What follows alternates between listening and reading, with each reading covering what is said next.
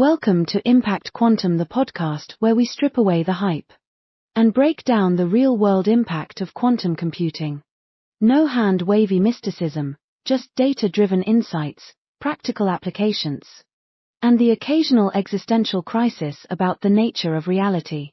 Whether you're a quantum enthusiast, a weary tech exec trying to make sense of the buzzwords, or just someone who enjoys the idea of computing so powerful it makes classical bits weep, this is your home. So, grab your superposition snacks and let's dive into the quantum realm, where uncertainty is not a bug, it's a feature. Impact Quantum, making sense of the quantum revolution, one qubit at a time. Now here is 10 seconds of dubstep.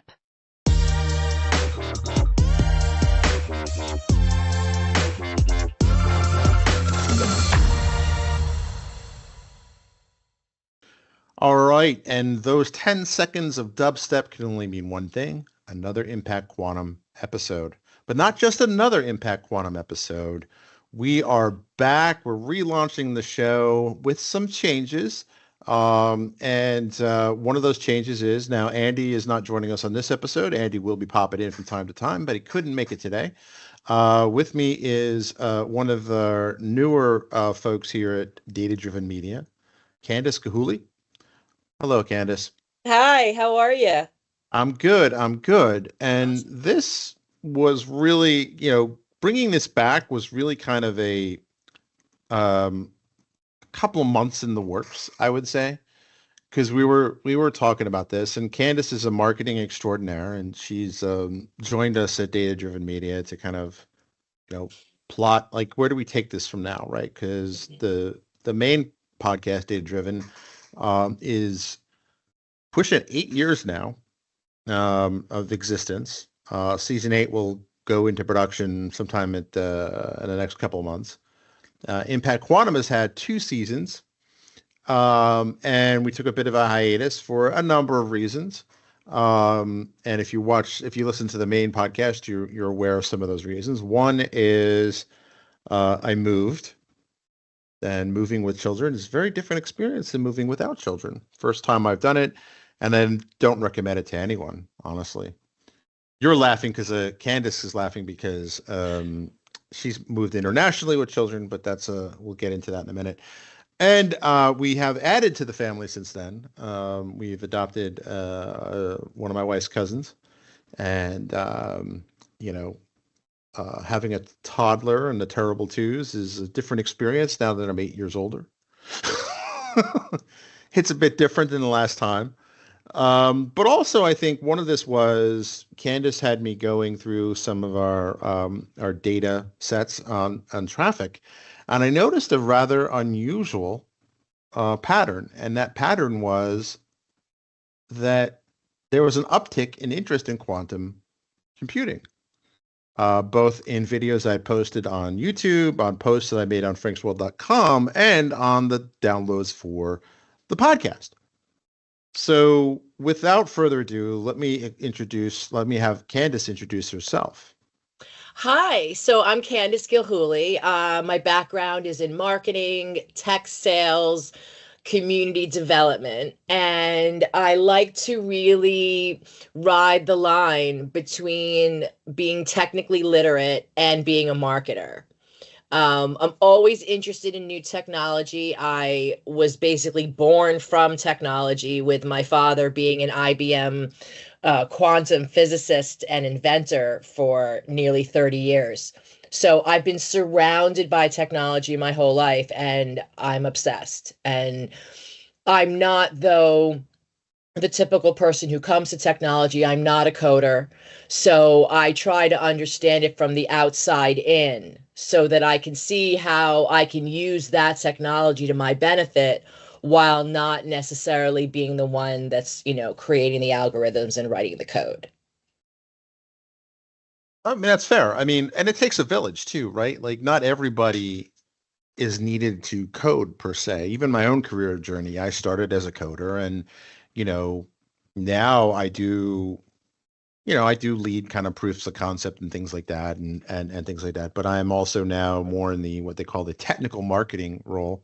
And it's kind of like, how do we take the marketing material we get from marketing and convert it from something more than just architecture, whether those are demos, whether it's kind of, developer advocacy or evangelism, depending on how you want to refer to that. And it's cool because I have a tinkerer's mindset. I think I've always have. And, sometimes I think that I like to joke I have Schrodinger's ADD, where it's undiagnosed. My wife is convinced I have it. But it's undiagnosed, so I can both have it and not have it at the same time. And it gives me a bit of an advantage that way. And the uptick in quantum computing, I think, is fascinating. I think a number of things have happened since we last posted the show. In approximately October 2022, when I was experimenting with a new format of having Bailey, our virtual host, kind of read out the news and quantum news and things like that. The uptick on those videos were rather interesting. People either loved them or they hate them. There was no discernible pattern. I suspect it might have been just search engine optimization magic. Would explain kind of why some of those titles were picked up and some of those didn't. But I also think it's time to kind of, reset the palette, as it were, right? Originally, this was a podcast for engineers, right? It was basically the idea of if you have data scientists and software engineers, how do you shepherd them or guide them to this new world of quantum programming? But then getting to talk to you, Candace, and we did collab on a book, sentientmarketingbook.com. There's my official plug. But the interesting thing is talking to you and this notion of quantum curious. And we also spoke to a number of quantum startup founders, one in particular that we hope to hear from, you'll hear from more in the future, is the idea that going into talking to spreading the good word, I guess, of quantum computing, right? And, quantum physicists, researchers, they already know about this, right? It's really the wider audience that I think can benefit from learning what's possible with quantum computers. Obviously, I think we're going to, stay true to our roots in terms of reaching out to software engineers and developers. But I also think that's a bit short-sighted by sticking to just that group. And Candace, you're the one that introduced the concept of quantum curious. Now, before Candace answers, she's being very modest. Her dad was a big quantum physicist and early pioneer in quantum computing, and maybe she'll talk about that. But what to you means quantum curious? Like what? Because I think that's really kind of our new tagline now is a podcast for the quantum curious. So, to you, what is quantum curious? I think quantum curious is everybody who genuinely wants to understand what quantum computing, quantum engineering, the mechanics of quantum, what it's about. Why should you care? And it's kind of interesting because it's the first time for me, something that is so technical I can look at from an outside perspective that is completely non-technical. Like people say quantum, they go, physics. Like you don't have to really understand physics to understand what quantum computing is and what it can do for you and how you get to understand it. And so me just taking my marketing background and understanding, what technologies are important and then say, okay, everyone's talking about quantum. Well, what really is quantum? Like, what does it mean? And what does it mean to me versus what does it mean to someone like you, Frank? And how we can come together and we can just go all the way down to the basics of it and talk about qubits and get all molecular about it and say, what does this mean? What does this do? And when you look at it from the outside, and I talk a lot on my YouTube channel about parenting neurodiversity, and I'm really interested in strength-based knowledge that shows why people who think differently are incredibly valuable, because that's just how they think and it makes sense to them. So quantum is something that can be really made sense to people, for example, who are on the autistic spectrum or who have ADHD or who are dyslexic, because it's strange, but it's about how they think and how they make these natural connections in their minds that the neurotypical just can't make. They just don't see them.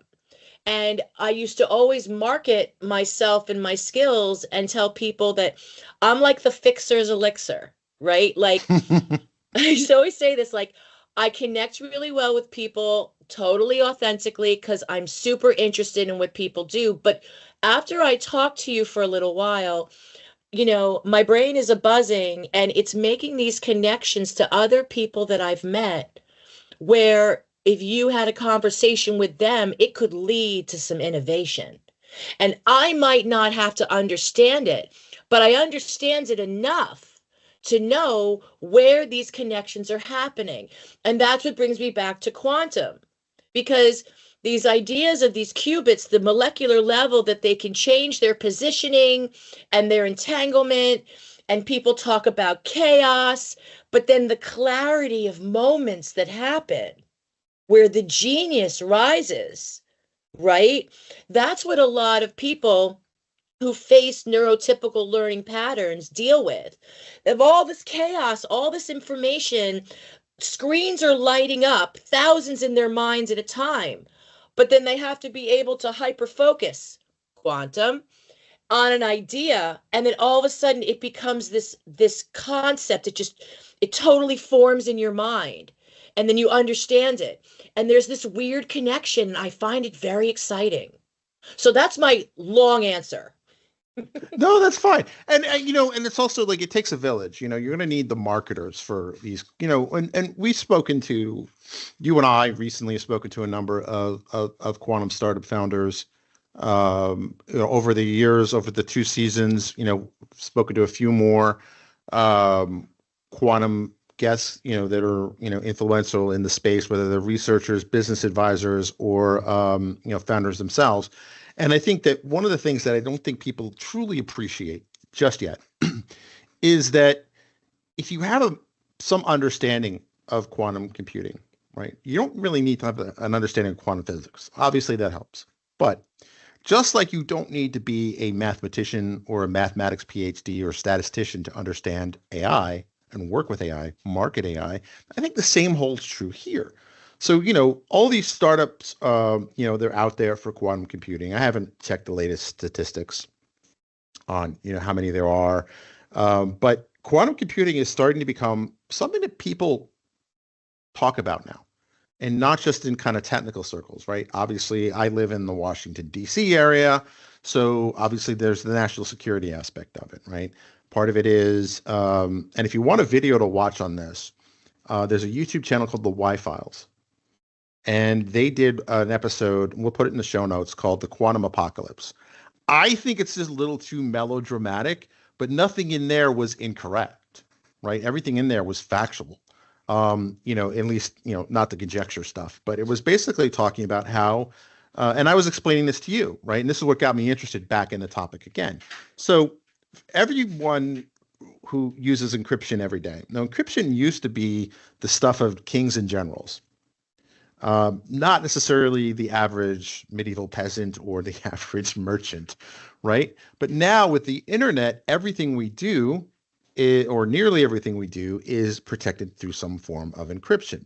So whether you buy a book on Amazon, whether you buy, something on Etsy or whatever, pay for your subscription to Netflix, your credit card, your data is protected, or at least it should be protected, basically through a quirk of mathematics, a quirk of computation and mathematics. So the idea is that it's hard to it's hard to factor primes. So the short dollar store answer, or Timu answer, I guess what the kids say now, is that it's very easy for you to know what 3 times 5 is. What's 3 times 5? It's 15. Now, if I had asked, what are the factors of 15? you'd have to stop and think about that. One, you have to go back to math class and figure out what he says factor. What does that mean? Not fear factor like Joe Rogan, but basically the idea of what parts of numbers multiply to make another number, right? So multiplication is easy. Reverse doing that in reverse is a lot more computationally difficult for both the human mind and current day computers, which is something that RSA and most forms of encryption that we use in our daily lives takes advantage of that fact.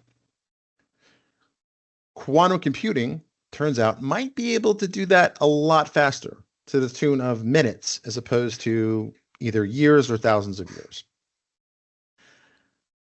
That could have severe consequences for commerce, national security, et cetera, et cetera, et cetera. So one of the interesting things about encryption in general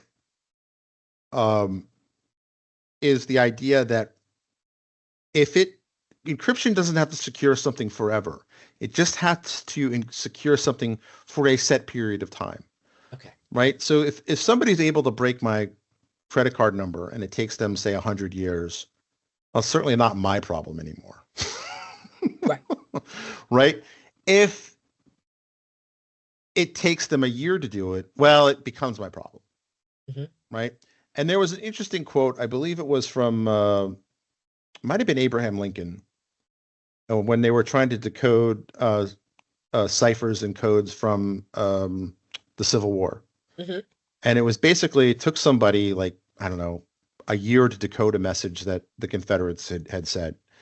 And it was kind of like, well, we really need this information faster because this already happened. And I could be misremembering it or fusing things in my brain because, hey, that happens.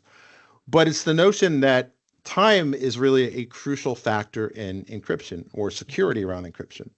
So if you come up with some kind of way, you say, well, it'll take 1,000 years of compute time to reverse engineer this, even if advances in compute speed proceed like we've seen with personal computers over the last how many decades.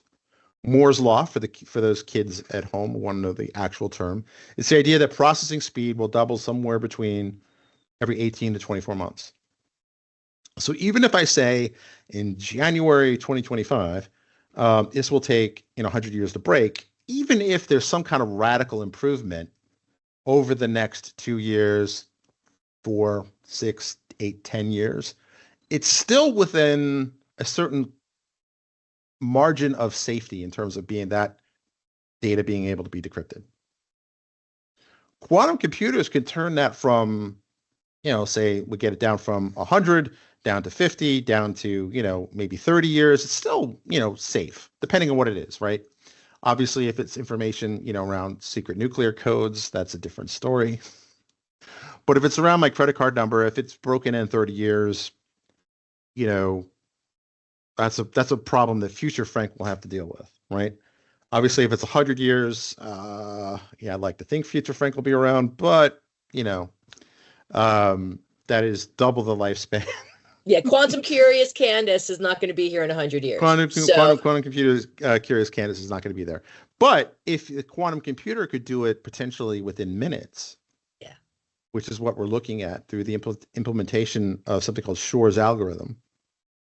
And what's interesting about Shor's algorithm, now we're going to have to pull up the Google to figure out exactly when this came out. But Shor's algorithm was created not last year, but this was 1994 is when this came out. So what's particularly fascinating is a lot of quantum computing researchers, like your dad, were able to kind of work out these algorithms and thoughts on a chalkboard or whiteboard before the machines were built. Yeah. And I think that's fascinating. And that gets into somewhere else we can go down a deep rabbit hole, like information theory versus how we got to computers, because people were contemplating binary encoding before there were really systems that took advantage of that. And we're seeing the same thing with quantum computing, which I think that typically history, if it doesn't outright repeat itself, it certainly rhymes.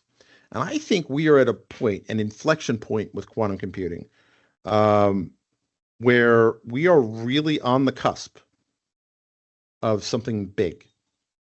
Whether that'll happen this year, whether that'll happen in 5 years, or if you want to go, kind of ruin everybody's day like Jensen Huang did, say it could take 20 years. We'll talk about that, I guess, in a future episode. But it will happen. But I think we're really at an inflection point because a lot of innovation is being done.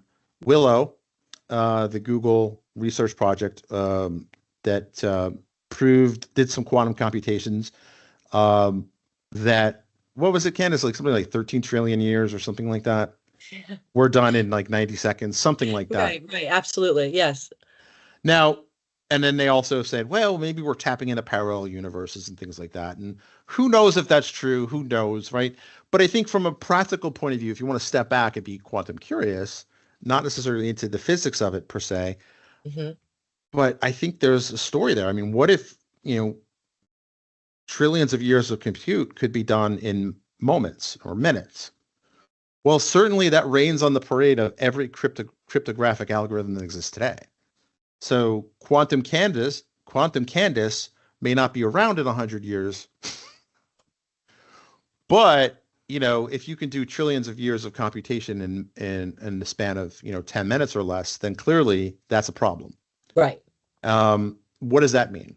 Now, obviously, there's more to it than that, right? So one of the interesting things about this is that once you kind of delve into the quantum rabbit hole, it gets pretty deep. And what's exciting about this isn't so much being worried about breaking encryption or knowing credit cards or state secrets quickly, although that is a point of concern. I think the exciting thing is what this could do for the environment, right? Mm-hmm. So if you look at the humble plant, right, it could do a number of things that science has really, I wouldn't say struggled with, but takes a lot more effort to do than necessarily a plant could do. One of those is pulling nitrogen out of the air, which, if I remember my high school biology, is something called a process called nitrogen fixation. Okay. It was not until, I think it was a German guy, the Haber process. It's also called the Haber-Bosch process, which basically takes nitrogen in the atmosphere, which, remember, the atmosphere is 80% nitrogen, 20% everything else, mostly oxygen. So it should be theoretically easy to just grab nitrogen out of the air. Turns out it's not. And there's many chemical reasons. And the last time I took a chemistry class, Kurt Cobain was not only alive, but he had not become famous yet. So, okay. But the short of it is that the way nitrogen exists in the atmosphere, it's very hard to pull that out.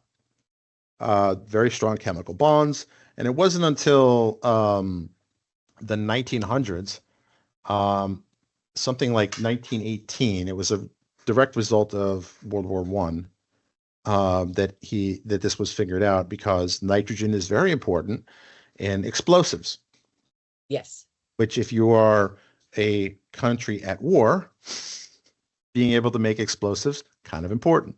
Right. If you are a country at war, and you are blockaded from any other external sources of nitrogen, or available nitrogen, that's a problem. That was a problem for the Germans in World War I. It's also, nitrogen, turns out, is important for agriculture. Getting more plants out of, to grow more food out of the same plot of land, right? This is what, but it turns out that the Haber process, I'm totally mispronouncing it, the Haber process, is very energy intensive. And some people estimate that about a third of the world's energy use isn't for GPUs, isn't for training LLMs, although maybe that'll change sometime this year. It's to create nitrogen for fertilizer and presumably explosives too, right? Right. Okay.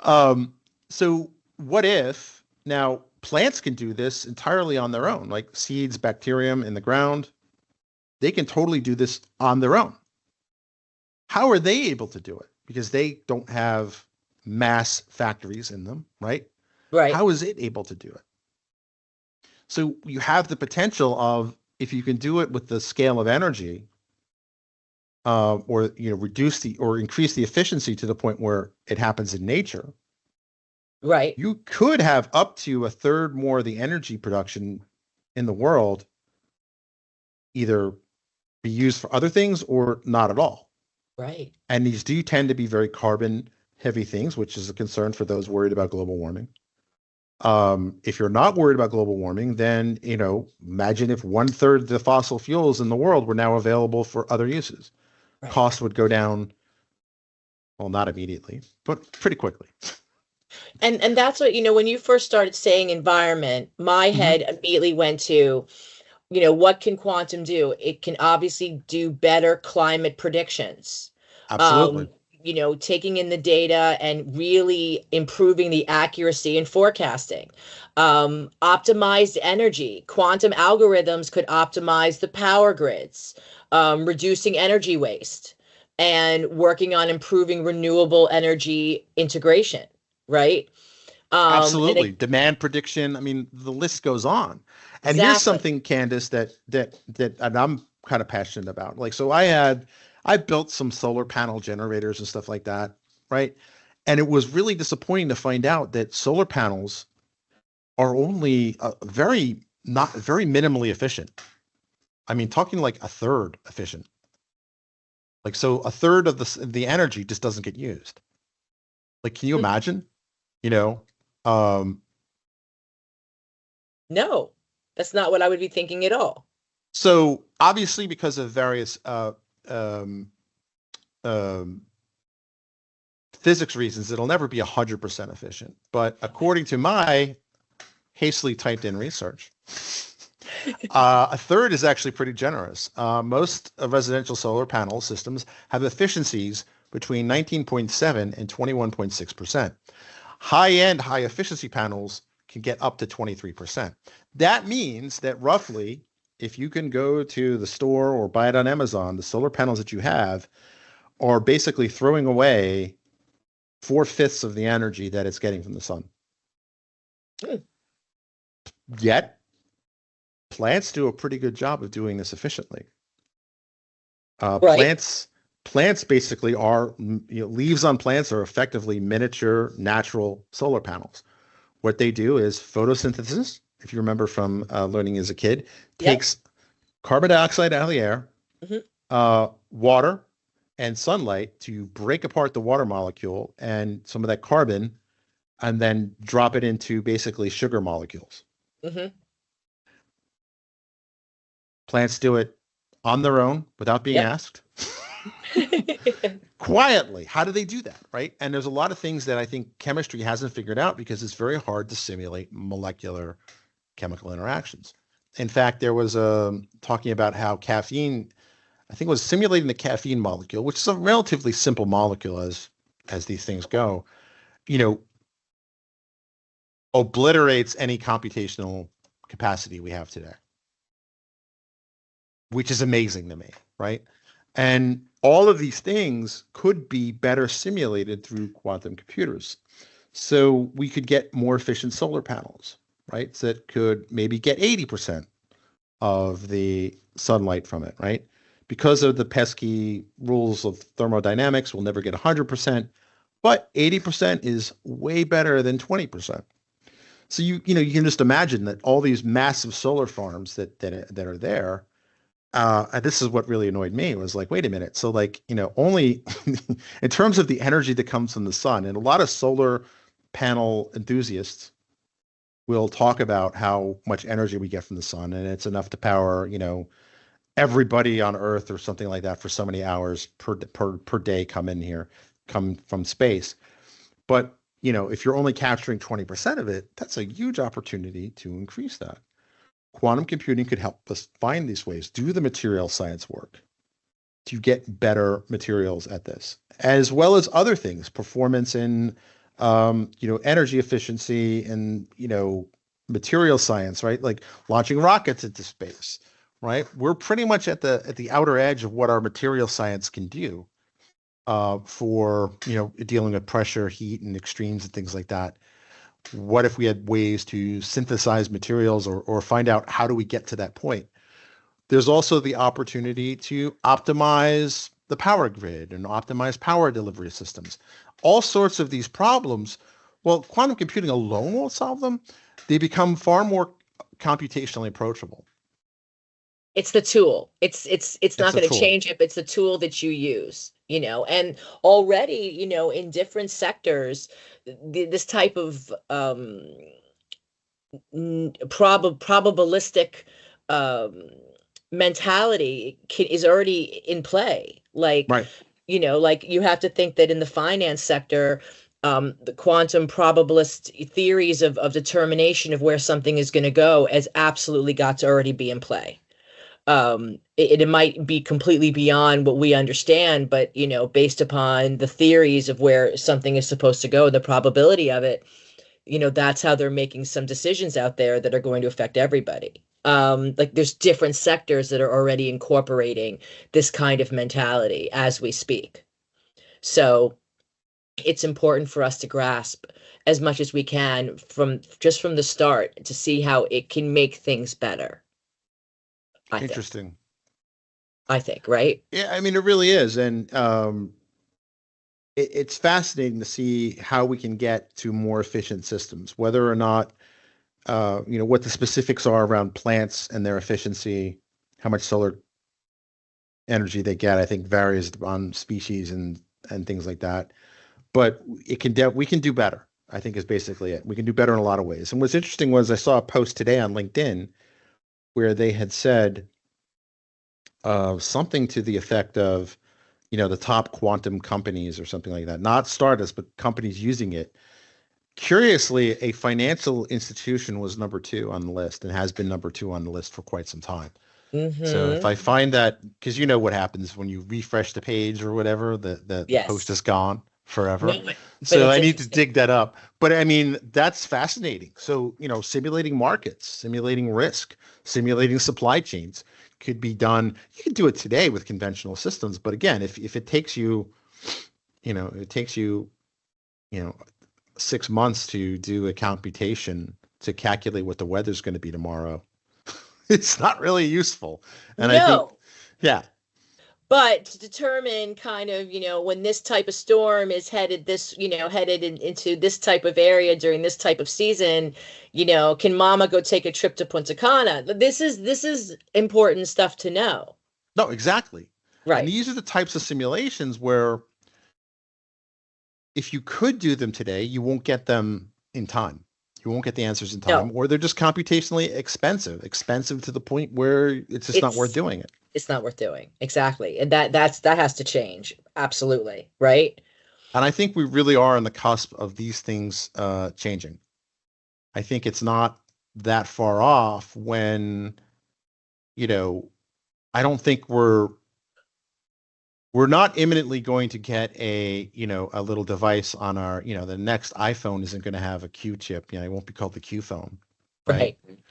But we will get to a point where, these will probably exist in servers and data centers for the near future. But it's not impossible to imagine you could have some kind of quantum sensor or quantum device or chip on some future mobile device.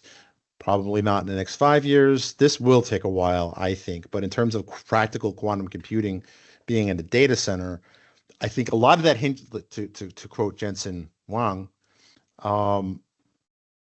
he smart guy, but he also has a bit of a, he also sells competing equipment to do parallel computation, which he would, Right.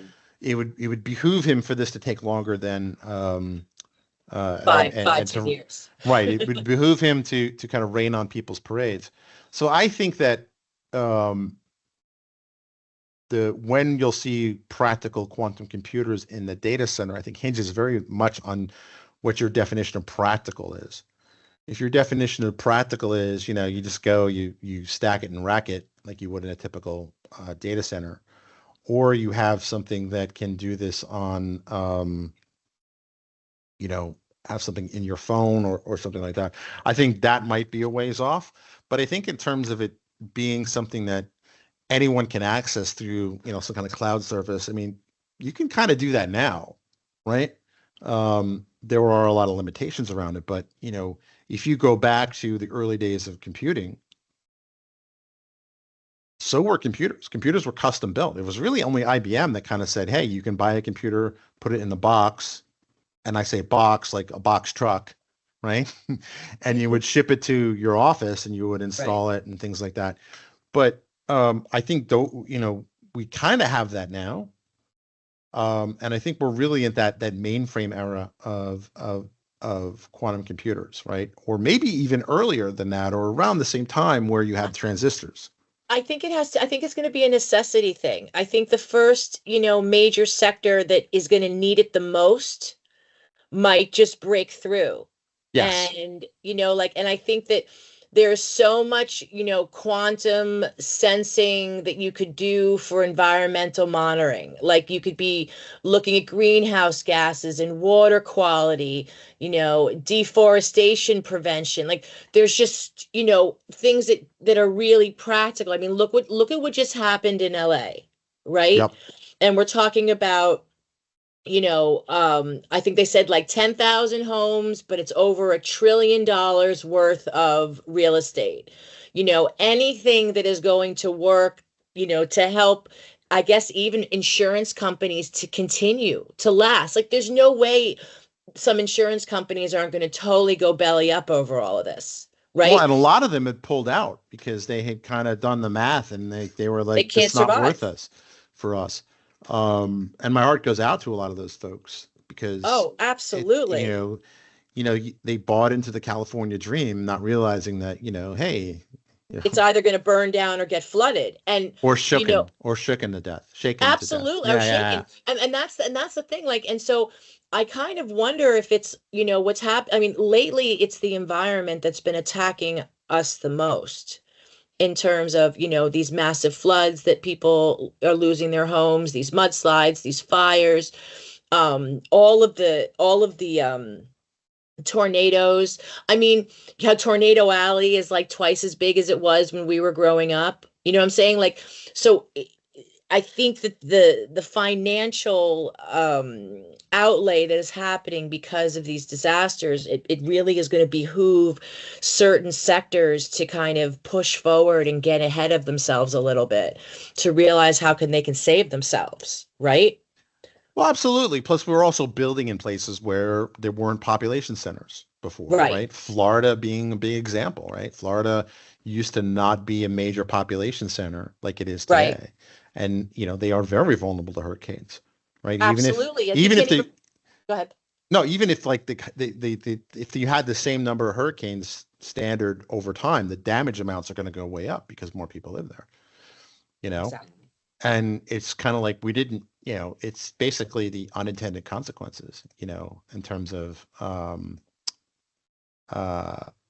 people develop these properties, right? They don't think about like, it's the insurance company's problem. Well, now I think a lot of these things are coming due.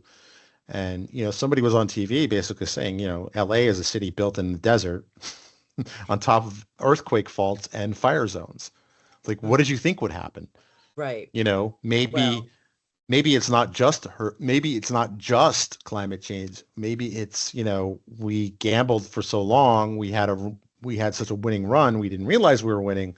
Right. And now it starts, now the odds eventually catch up with you. I mean, but again, these are all things that you can kind of you can't stop, but you can at least be more aware with better computational tools like quantum computers. And I think it's fascinating to see how this will go. And we didn't even really mention quantum sensing, which I can't separate what's woo-woo versus what's real. Okay. But it's the idea that you can kind of do this. You can basically get extra data from sensors that can pick up quantum states through other things. I'm not totally an expert on that, but what's quantum sensing to you? Oh, I thought it really had to do with the idea of the determination and the detecting factors that, you could use quantum science behind to help with, again, monitoring a certain type of system. So no, I wanted you to help me more on the quantum sensing.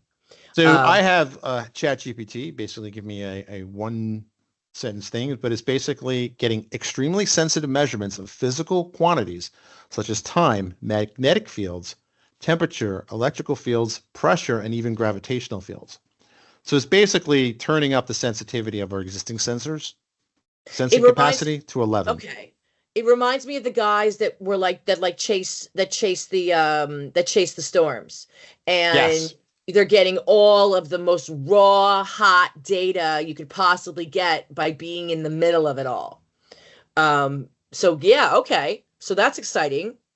So That's exciting that's stuff. also a thing. And I think, we're focused, on quantum computing, but there's also probably going to be adjacent technologies to this, quantum sensing, right? Building these quantum sensors and things like that. There's also an interesting concept called quantum entanglement. We did mention this before. And you want to explain that real quick? Well, quantum entanglement, I believed, had to do with the state of all of the qubits and how they're moving around in every direction at the same time and how they're relating to each other. Why don't you give me a little bit more? So sorry, I didn't mean to put you on the spot there. That's okay. That's okay. But it's the idea that if you can somehow entangle two particles, whether they're in the same room or on other sides of the universe, you change the state of one, you all instantaneously change the state of the other. Right. Now there is that violates many rules, not the least of which is at least conventional rules, right? Like it's Einstein mocked it to a point. That's the spooky stuff. That's the spooky stuff, spooky action at a distance. So he actually used that as a very pejorative term, like he was like making fun of it. But it's the idea. Now there's some debate over, and we were talking to some expert on this, and I was like, well, if you look at it from one angle, hey, that's like Star Trek. You can get, communication faster than the speed of light, right? But that alone violates many, many rules and upsets a lot of people, right? But even if that's not the case, even if it doesn't go faster than the speed of light, anyone who has a cell phone and gets a dead spot knows the frustration of having poor signal. Theoretically, if you had these, entangled particles, you could have basically a cell phone or some communication system that would work anywhere. I mean, that's better than 5G. That's better than 6G. I mean, that's like 10G. You know what I mean? So right. That alone would be worth it. And I can also imagine, it's not hard to imagine, maybe because I live in the DC area, right? The defense implications of this, right? You can have submarines that can have high fidelity, high bandwidth communications that would not be blocked by oceans or possibly not even detected by any other, adversary. I mean, it boggles the mind. And I really think we're really, I think, at the precipice of this, right? Because everything we call them electronics, and basically your phone, your computer, your television, your car, basically has electrons running around in a maze that do things. That's ultimately how all of these things work. It's basically, circuits printed in silicon, right? And that's how our world works. And it's gotten us pretty far, but we're pushing the point of engineering where we can't really take it much further. And it's been a good run. It's been almost 100 years. So this really could be, obviously there's a lot of engineering concerns that have to be worked out, error correction being one of them. We'll get into that in a future episode, why that is and why that's important and why right now it's a limiting factor. There's enormous potential here. And I think anyone and everyone should be quantum curious because this is going to have major impacts from the price of gasoline to how effective your solar panels are, to your batteries, right? We mentioned material science, right? One of the big problems with renewables is how do you store the energy? Right. Battery technology, as anyone at the cell phone knows, stinks. Yeah. What if we can get that better? What if we could get that cheaper? What if we don't have to rely on these rare earth minerals to capture and store this information? What if we can make it more efficient? All these things could be improved upon by quantum computing? I was very excited by this conversation. I can't wait to delve into so much more. I'm even more excited than I was before we started, and you know how much I've been into this lately. So Absolutely, absolutely. So I'm looking forward to exploring the space with you all, and we're going to get some startup founders on here, but we're going to keep the focus less on the engineering, although we will bring up those engineering ones. And just as a reference, what Bailey had said was talking about Schrodinger's. We're rating the complexity of each show from 0 to 5 Schrodinger's, and it's the idea that 0 is pretty much, you can talk to your grandma about it. right. 5 is you probably would want to take migraine medicine and get a couple of PhDs in there. I think mostly we're going to have 2 and 3, right? With the occasional 4 and 5. But I also think that the economic implications of this, the social implications of this are enormous. And I think we can't ignore that. I completely agree. And I think it's going to be exciting to talk about, to really Absolutely. show how much it expands into other aspects of our world, both personally, and professionally.